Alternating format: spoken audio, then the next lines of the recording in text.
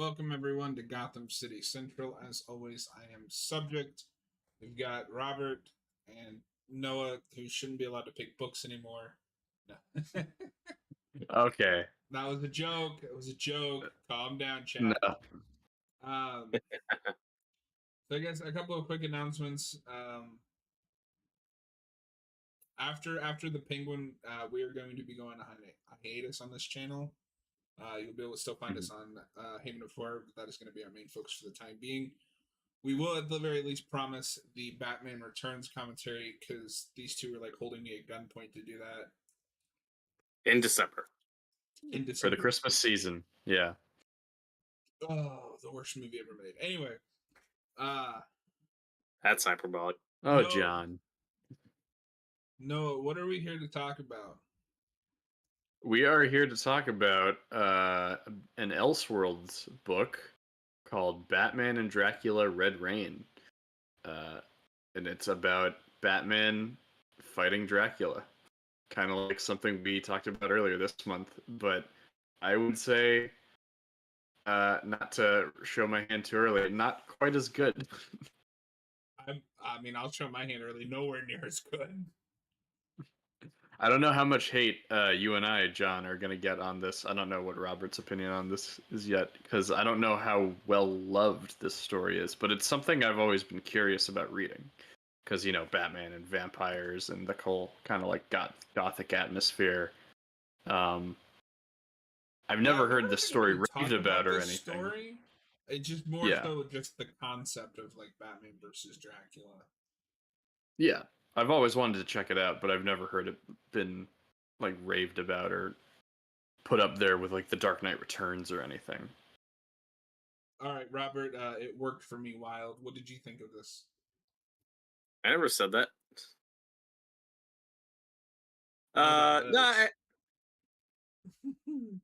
Yeah, going into this was interesting because, of course, we talked about the Batman versus Dracula, which I think is a really good, underrated movie. And I'm in the same boat where I've heard about this for years and years, but finally actually read it. And, you know, this is really popular in the 90s. And I think you got to kind of just put yourself back in that headspace of, like, why this caught on and was such a big deal in the 90s.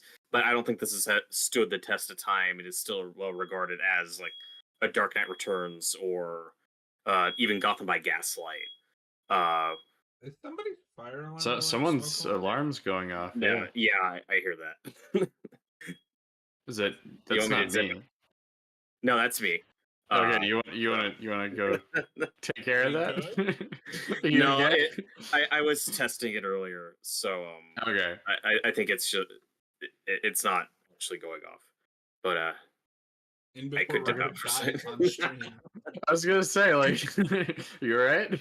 No, I was testing it earlier, so I think it's a routine thing. I don't think it's literally going off. But anyway. Okay. So yeah, this was kind of a. I got the volume right here of all three comics. But it's funny how something like Gotham by Gaslight's really short, but just feels so tight and like it's just a solid story, really good. And this, to me, feels more like a proof of concept than a full story. There are things I liked about this. I thought it was okay, kind of a mixed bag. The best thing I could say about it is it did make you want to read the follow-up to, and kind of optimistically going into I'll be optimistically going into those at some point that they might be better, and get to do more concept, because to me this feels more like an outline than or a first draft, you know what I mean, than a finished product. Or it's kind of this feels less like the first installment of a trilogy and more like just the first act of a story. I feel like it just got started. So there's things I like about it. I think it's okay, but not something I'm going to revisit a lot. So that's where I'm currently standing on this. I know this is really popular back in the day, but it's also not something I hear about a whole lot anymore. He lived up to his name. Robert, it worked for me wild. I didn't say that. Well, I think I'm with him for the most part. I'm with you, Robert, on that. It feels like a proof of concept, and it kind of feels like the pilot to a TV show or so, or like Yes. the first half of a story, which is strange because of how climactic the ending gets. But it doesn't. It feels like there's more to do with this that's maybe expanded upon in the following two stories. But I was saying earlier, I think we probably could have done a review of the full trilogy, but whatever. It's fine that we're just doing this first chapter. I think this story starts to get good right around the time that he first meets like that gang of vampires that hunt vampires, and then it loses me when he grows fucking wings. But there's a period there where I was kind of invested. This was a slog for me to get through. Oh, okay. I didn't quite have that. Yeah, it was a pretty quick read for me. But I guess you just mean like you were bored the whole time. It wasn't holding my attention. Like my brain was bouncing all over the place. Okay. And it doesn't help that I struggle with these books that have that stupid cursive font. I had that too. There were a lot of words. Impossible to decipher what the fuck is going on. I always attribute that to a me problem because I only know how to write my own name in cursive for signatures and stuff like that. I haven't written or read cursive really since like far back in school. Yeah. Mm. No, but stylistically, I like it. It's yeah. I think the art is hit and miss. Some of it works, some of it I was like, eh. Well, I think I'm primarily used to Kelly Jones through, like, you know, a lot of his covers, particularly the 90s, his very famous Batman covers that are very stylized and very cool. And I think for the material, his art really works. I love the atmosphere of this book, and I like the character designs for the most part. But there are a number of points in it where I don't know if it's the art or if, like you said, it's some of the cursive, some of the font where I can't tell what I'm reading. There are chunks of the story where I'm just not entirely clear on what's going on. It's like in terms of plot stuff, I'm kind of struggling to follow what exactly is happening. But again, I like the atmosphere. I like the vibe a lot. So from what I was able to piece together, this lady visits Bruce either in a dream or like he thinks it's a dream, but it's not, and starts feeding him her blood to make him strong enough to fight Dracula, which that is right there is where you lose me. Wouldn't it have been so much cooler if this was a Batman that had to rely on his own strength and skills and utilities to defeat Dracula instead of, well, I'm superhuman now. It's also I also don't like that she chooses Batman and it's so arbitrary because this is a Batman book and he's the main character. So it's like, yeah, do they explain why Batman? She chose him? They don't even go into like the similarities between him and Dracula, like, you know, the animated movie does, not to compare it too much to that. She doesn't pick Batman; she picks Bruce Wayne. Well, I assume I think she knows Bruce Batman, but I don't know. Somehow she knows that he's Batman. Yeah, this book is very thin on characterization and development. You know, we don't get to flesh out a lot of these characters, and I don't know. The Batman becoming a vampire gimmick doesn't bother me, just because that's what I knew this was. That's what I was going in for, and I already I guess it helps that I have the Batman versus Dracula, which is just Batman fights Dracula and has to use his wits, has to use his intellect. So I don't know. I can appreciate this as a different thing. You know, so that aspect of it didn't bother me, but just a lot of the character stuff here is very thin or very basic. Mm-hmm. Yeah, I really laughed. I had to really laugh when Dracula turns into the Purple Man for a second and tells them all to unalive themselves. Oh yeah, I thought that was a cool sequence. That's a thing Dracula would do.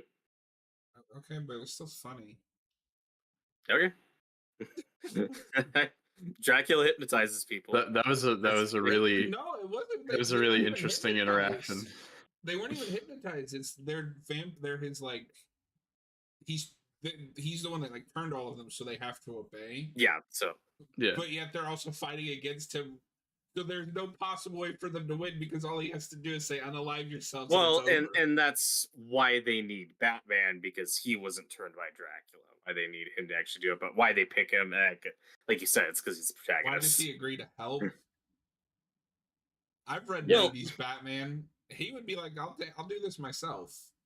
It also feels like a lot of his motivation is that he has the hots for Tanya, Yes. I think she's called.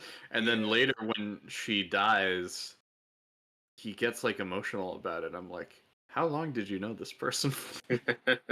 5 minutes, apparently. He just wants to sleep with her. I don't buy the emotional connection, but No. This either needed to be longer and more fleshed out or plotted better, because it's just a series of. And then by the time you get And to then that this big happens. climactic battle, I was checked out. I was like, this should have ended at the mansion, and then maybe you save the Dracula fight for like a sequel, because that all feels real tacked on. It's really weird that this is called Batman and Dracula Red Rain, with how Yeah. underdeveloped Dracula is in this. He He's has not no even a presence. character. His design is very basic, where he's just like late 80s, early 90s guy. But there's not much distinct about him. But he's at his coolest when he's in his bat form, where he looks a lot like Man Bat, and you kind of want him to pop up or be referenced at some point. But that stuff's okay. Yeah. I'm just, I guess I won't know for sure until I read the other two if I'm left thinking, oh, I wish we saved the Batman Dracula fight like for another story, or if I find myself like, well, at least that's out of the way, and now we can do the more weirder and interesting stuff with Batman as a vampire, which apparently is what the next two volumes are more like. Yeah, and I don't know. Maybe it's just me. Maybe I'd be won over on reading it. I'm not sure if I will after this one. That's just not an interesting premise to me. I like a Batman that very much relies on his humanity and doesn't want to be anything other than human. That's why, like in Beyond, it's so important that he never uses the Lazarus Pit, because he is human and he doesn't take those inhuman shortcuts. This Bruce seems all too happy to become a vampire. Yeah, he Yeah, is like- he does like it a bit too much, and I think there's potential for a story with a real good like internal conflict there, where he's given this immense power and like craving to kill people, which is the main thing he But no, doesn't Batman he with super stands strength. against.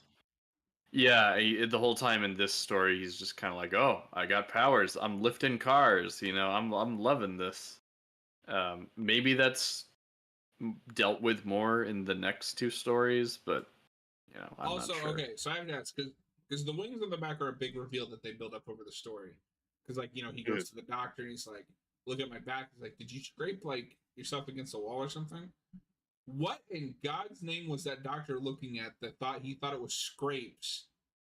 Well, that was after his fight with Dracula. But that was clearly setting up the wings. Yeah, but that is early on. Like, this is a slow transformation. I don't know. They also don't show what it looks like, to be fair. Right. They're Maybe- the whole time it's like people are looking at Bruce's back and they're like, "Oh my God, you're back." So you have to like fill it in with your imagination, I guess. And I guess the dimension could be because this is an Elseworlds and he can act differently. But like, that's not interesting to me. That's why I don't typically read Elseworlds, because it's just an excuse for a writer to not have to write the like typical characterization of a character. I find What Ifs more interesting or Elseworlds more interesting if it's this character as you know him, but dealing with a situation he wouldn't deal with in the main continuity. Like Dark Knight Returns is an Elseworld, but it's still Batman at its core. Yeah. Well, and like you said, like if more of the story was that push and pull of him trying to hold on to his humanity while dealing with being a vampire. Again, I think that's got a lot of potential. Maybe the sequels do delve more into that, but again, it's just we just don't dwell on it. No. There's just nothing fleshed out here. Yeah, we don't have time to breathe. This is what 100 pages. Yeah, something like that. But that's kind of what I was expecting from this story, because that's part of the idea of Batman becoming a vampire. I kind of automatically assumed that those themes and that struggle would be represented in a story like this, and instead it doesn't seem really at all concerned with it. And also, it's important to point out that we're talking about a standalone piece that came out, I think, in 1991. That was really successful and sold really well, and then they made a sequel to it a few years later. Like, this is not the plan. This isn't like reading the first chapter of Dark Knight Returns. You know what I mean? Like, this isn't the plan. Just first chapter of a story. Like, this is a standalone piece, and we're judging it as a standalone piece. And there's just not much there. Which almost makes it worse because it doesn't feel like a standalone piece, like I was saying. No, and it's funny because if you end it at the Battle of the Manor, I think that would have been a pretty decent story. And then you build Dracula for like part 2. But everything with Dracula at the end just feels tacked on. Because the conflict of the story is his minions versus what is that woman's name? And her minions. Anya. Yeah. Yeah, the good vampires. Which because there's some sort of like discussion in this where it's like, is there such thing as a good vampire? But they don't really do anything with it. Yeah. So no, you will understand this, Robert. You will when we get there. But that whole debate, I couldn't stop thinking about Buffy. Okay. Slight spoilers: Angel is a vampire. Oh no. Yeah, and that's his whole crux is like, am I a good man because I am this evil thing? And it's this like big philosophical debate, and like that always just sticks with me because he is my favorite character in the show. And in here, it's they're good sometimes. We don't know why. Oh, they got guns that shoot wooden stakes. Yeah, that's cool. And I think that's my problem is because everything that's doing, I have seen done better elsewhere. And with vampires especially, and this is just a me thing because I am such a Buffy fan, I have a very high standard for a vampire story. I've seen vampires done really well, not only, atmospherically and characterized, but philosophically. Yeah. Philosophically. Yeah, that's it. Yeah. And this is just. Yeah. I don't know. It's there. Kind of to echo what Robert was saying earlier in the video, the biggest positive I can say about this is I do dig the atmosphere. I love how gothic Gotham looks. Very much in that. The way he draws people sometimes. I think some of the people look really bad. Some of it's off. I have mixed feelings. I like the atmosphere more than I do like the actual art. I've talked about before how I'm not a big fan of the Batman with like the huge long ears, and I think that's a thing that Kelly Jones does a lot. I think it kind of works for this because he's a vampire and they want to make him look more bat-like. It's like I kind of see it, but I don't know. That's just what? He's a Batman. I think Alfred just comes out and says that, and I went, "Oh my god!"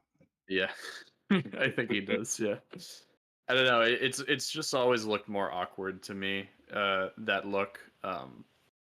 It's also a very '90s looking book. Like, yes, I think the cover that Robert has, or you can show it for a second. Like, look at his leg. He's got muscles on top of muscles. It's ridiculous. Yeah. Also, Robert, while you have that up, can I complain about something that really is just the worst thing in this book? The fucking Batmobile. Oh yeah, the Batmobile sucks. It's really funny. Yeah. Can you pull that panel up and show it?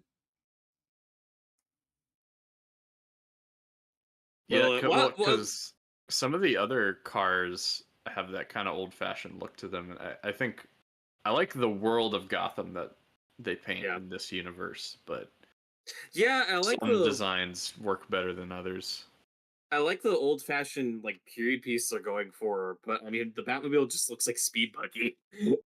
Yeah, like what is that? it's one of the worst Batmobiles I've ever seen. It's so bad.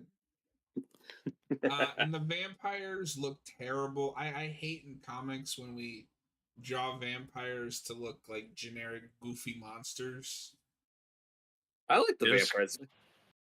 They just kind of look like zombies. Yeah, I like though that you get variety with like the more deteriorated, like ghoulish looking ones, and then the ones but they're vampires. that Why look are more they human. deteriorating? Because they haven't been feeding. I think. I don't know. But They like, should, so you. they're vampires. They should look like people. They're not Well, ghouls. I don't know. It's Like the idea we've that seen lots of they're vampires that look more like corpses. monsters. Yeah. I think that's more what they're going for. But like with Dusk Till Dawn, like we've seen vampires look more like monsters and different things. I'm cool with Yeah, but that's that. not a Dracula story. But These are Dracula himself This is supposed Dracula to be, looks like a big guy. but Yeah. but like From Dusk Till Dawn is not a traditional vampire story. That is taking from other mythologies. This is supposed to be an adaptation of the Dracula mythology. Should have I mean, not traditional really. vampires. It just says Dracula. I don't agree. I think again, like It's I like the doing its own atmosphere. I thing. like it, like the skull like faces. That I thing think look cool. that looks like the alien hybrid from fucking You can't remember the name of your It's your favorite alien movie. That's true. This book fried your brain. You can't even remember Alien Resurrection. It did fry my brain. I think Also, the 74 movies I've watched this month has fried my brain. And like I said, there have been so many adaptations of Dracula and so many different takes on Dracula. I'm not like, oh, this should stick to the original book because we rarely do. So I'm fine with just doing its own thing. But there's enough constant between all the adaptations of like the Dracula folklore. Name one Dracula adaptation where the vampires turn into zombies if they don't feed. I don't know. I mean, again, we've seen some more ghoulish zombie-looking vampire. I mean, that's what the Batman versus Dracula does, where they look more like zombies. I think that's fine.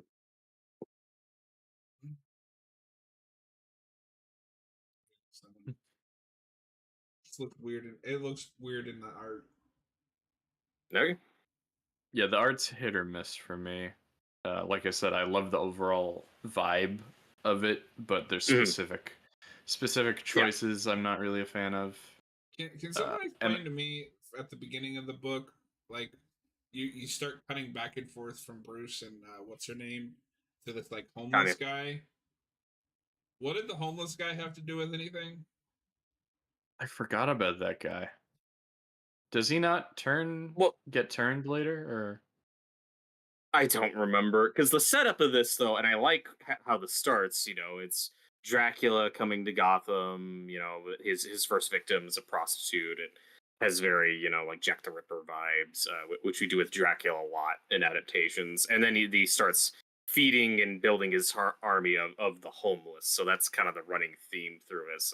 There's kind of a payoff at the end, but it feels like they paid more lip service to that idea, and we get text boxes about it, like, oh, by the way, like this is what's going on, and this is what the theme of the book is, but it's not discussed much like through characters. You don't get to know many of them.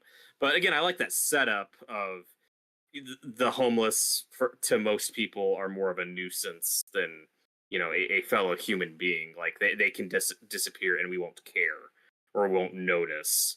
And that's how Dracula is getting away with so much of this in Gotham here. So I like that setup. It's just not explored much. No, I could trim this down to a 50-page story and it would be better. Probably, yeah.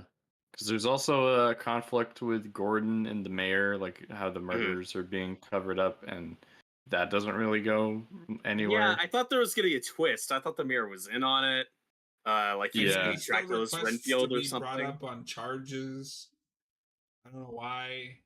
Yeah, a lot of stuff's just really underdeveloped. And they make a big deal out of like he's worried about his reputation because he's the first black mayor in Gotham. I'm like, that kind of dates it a little. I know this is an Elseworlds, but that can't be true. It's also they don't do anything with that. They just one line here. There's a moment. Speaking of Gordon, there was a moment like kind of in the middle that made me laugh where it's after Gordon gets kidnapped by Dracula, and Tanya's like, "Oh yeah, Batman, he has your friend," and then Batman like freaks out. And he's like, "Alfred, Alfred." And in my head, I'm like, she's clearly talking about Gordon. I had that thought too. You just had a meeting with Gordon. He's kind of dumb in this book.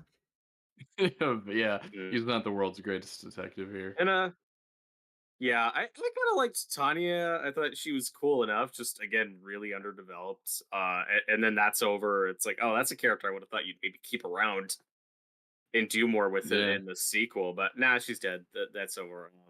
You know, it reminded me of dead. The entire like manor is just a pit. He did the Nightfall Protocol.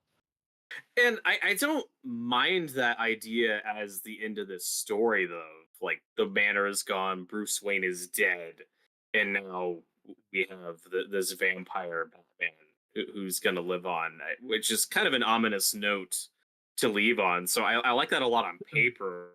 I just don't think they're doing much with it yet, or really earn it. And that, I think, in the sequels is where you could really get into like challenging Batman's ideals, like we talked about earlier, and his morality. Yeah, and his morality. I just don't have faith that they're gonna do that because this Bruce likes being a vampire too much. Well, I can see them setting that up as groundwork and then subverting that in the sequels, but I'm not sure how they do it. At least we've got the Batman versus Dracula. Yep. That is the better version. It is, and that does a lot with their theming, with their parallels. That actually compares and contrasts them as characters. Dracula is just a guy in this. It gets really weird that his name's in the title because the book is so not interested in him. I assumed him to be, the dual protagonists, if you will, or just like the second most important character in the book, and he has like maybe 3 scenes in this.